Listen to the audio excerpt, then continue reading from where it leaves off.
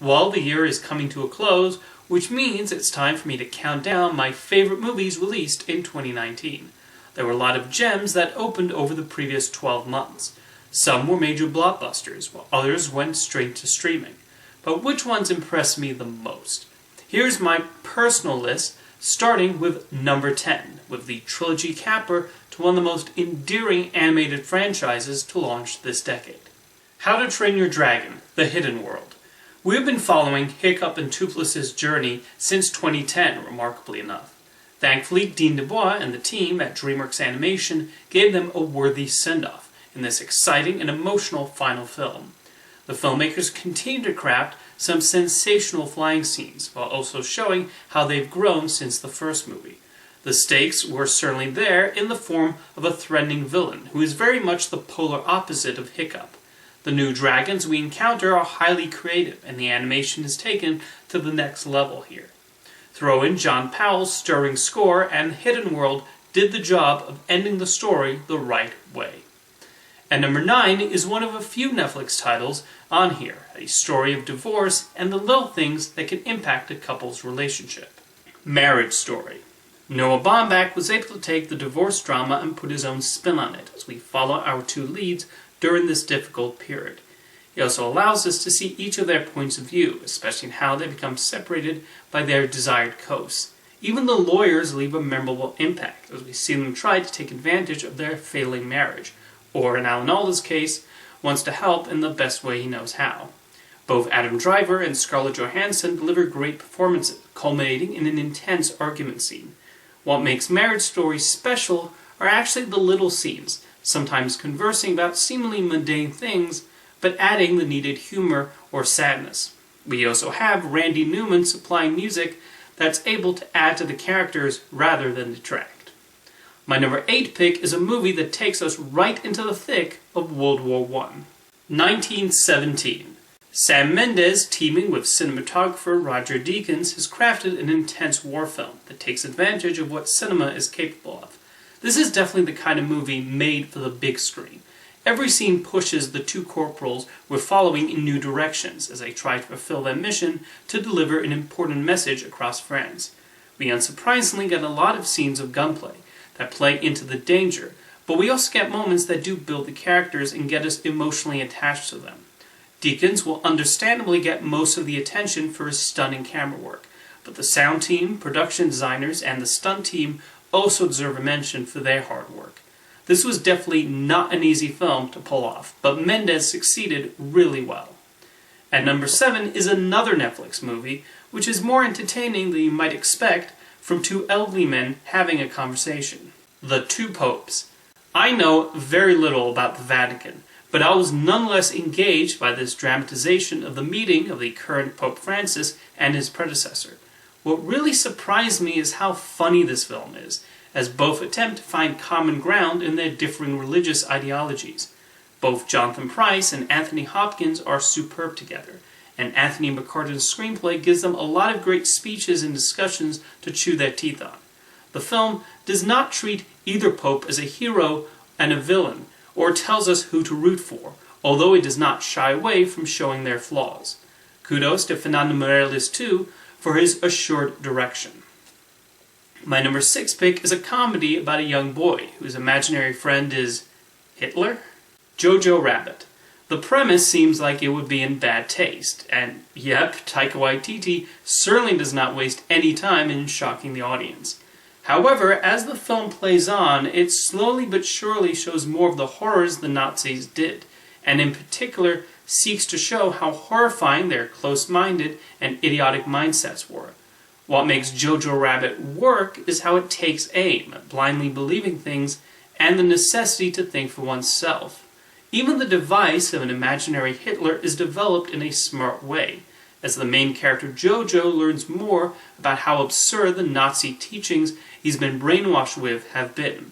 This is a funny movie, but it's the tonal shifts and the underlying commentary that really won me over. And number 5 is the culmination of a superhero saga that seems like it's been building to this moment. Avengers Endgame. Part of the joy for many people was the fan service and seeing the many Marvel superheroes come together for this epic 3-hour adventure.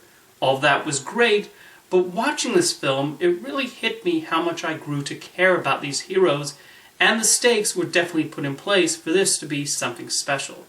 This is a movie where I honestly did not know where it would go after the opening, but where it went I found to be very creative and featured some excellent chemistry between the actors who've now grown comfortable in these roles.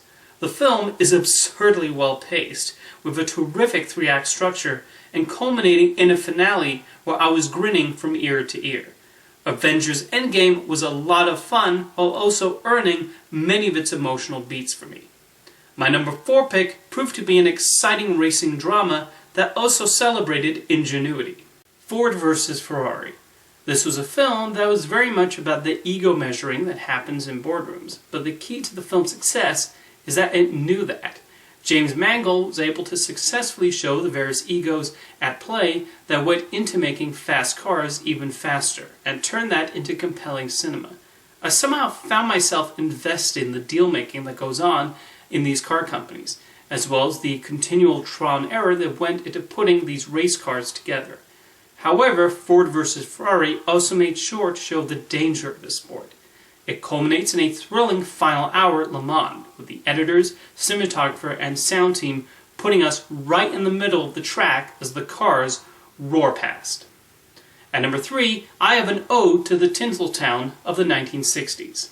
Once Upon a Time in Hollywood. Quentin Tarantino made what turned out to be his sweetest film of this one. Once Upon a Time can best be described as a hangout movie, and I really liked spending time with a washed-up television actor, his stuntman, and Sharon Tate. Tarantino's crackling dialogue once again resurfaces, as able to write some dynamite conversations. Although if you know your history, there is a feeling of dread that runs through the movie, but I loved where it went in the climax. This ultimately made for a fun nostalgia trip to a more carefree version of Hollywood. My number 2 pick is a commentary on class hailing from South Korea. Parasite. This is the kind of movie with so much attention to detail in every plot point, with Bong Joon-ho pulling one unexpected move after another. We understand every character and who they are in an instance, and even then there are surprises to be had. Both of the families at the center of the story are fascinating to watch, and the film does not try to nudge us in a specific direction with who to root for. Parasite especially makes good use of the house most of the film is set in, with the filmmakers mounting quite a few suspenseful scenes. The script is so smart and layered that it can go from being funny one second and then shocking at the next moment. The themes on class are extremely well handled, although Parasite does not beat you over the head with it either. If I'm being vague, it's because I think this film is best experienced as blind as possible. But it really is a brilliantly plotted and fascinating ride.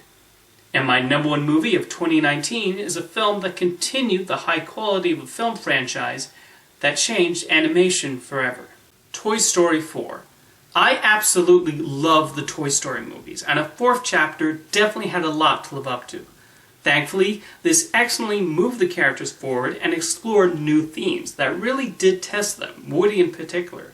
I love the decision to bring back Bo Peep, and how she's been affected by years of moving from owner to owner. I love the introduction of Forky, with Tony Hale delivering a scene-stealing vocal performance. Forky also expanded on the possibilities of this world and what defines a toy. I love the hilarious pair of carnival toys, the Canadian stunt toy and the slightly devious antique doll who now exist in the Toy Story universe. Director Josh Cooley also brought his own visual sensibilities to this entry, and every emotional beat was well earned. It really is remarkable how every film in the Toy Story series has been of exceptional quality, and all are 10 out of 10s in my book, this one included. Now let me know what your favorite movies of 2019 are, and here's to another fantastic year of films in 2020.